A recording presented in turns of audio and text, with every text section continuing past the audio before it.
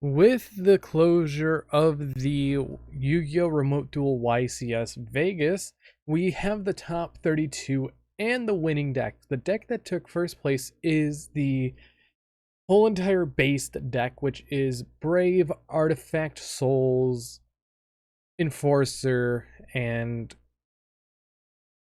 it was Dragons, or Adventurer Synchro Spam. But let's get into the top 16, or it's top 32 here. We have 6 Adventurer Prank Kids, 2 with DPE. We have 3 Dragon Links, 2 Adventurer, 1 Pure. We have 3 Drytron with 1 Megalith DPE. Then we have 3 Eldritch, 2 Adventurer Cybers, and 1 Pure.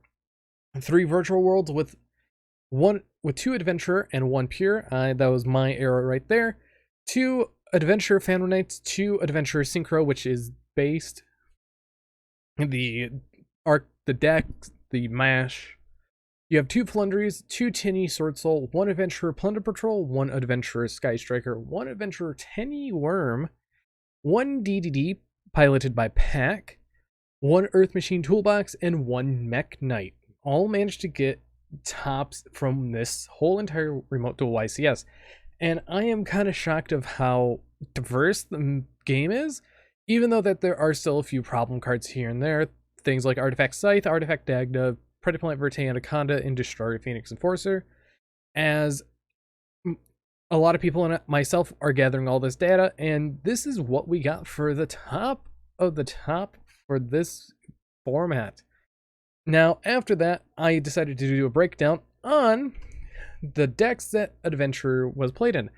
A good 19 to 21 decks played Adventurer, so a total about around 62.5% of players were playing the Adventurer package. And for DPE, 11 to 14 players were playing DPE, and 9 to 11, I would say, that were playing Adventurer and DPE together. So this is qualifying for a tier 0.5 engine. I would have to say it's more closer to a tier 0 engine, as most of the decks right now can play it. As we go back to here, as we can see, Prank Kids can play it, Dragon Link plays it, Eldritch can play it perfectly fine, Virtual World can play it, Phantom Knights, you have the whole entire deck that's based around it. 10U Swordsoul can play it, believe it or not. I have played it before too. Plunder Patrol, Sky Striker, Tenny, and just almost every deck on this list can play it. Even things like Earth Machine can play it, Mech Knight can play it too.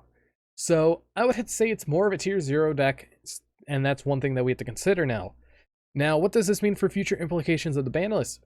This event hit about 650 players, 648 players total, and overall, this whole entire event definitely will define the ban list. As we saw today multiple times, Artifact Scythe was destroyed and summoned, causing the opponent to lose game.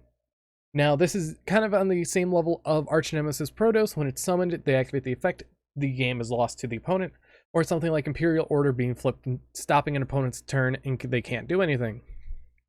But I want to know what you guys think on this whole entire fiasco going on with Adventurers. Do you think there will be an emergency list to hit them down to 2 to check their power a little before more events start up in March and April? And what other thoughts do you have on this format? But anyways, I've been Bolt Spider. I hope you guys did enjoy, and see you guys in the next video. I'll have more coverage going on tomorrow with more of the deck lists that have been released. I know Luxury Gaming has a lot of them, but I'll definitely do more for that. But anyways, I've been Bolt Spider. See you guys in the next video, and goodbye.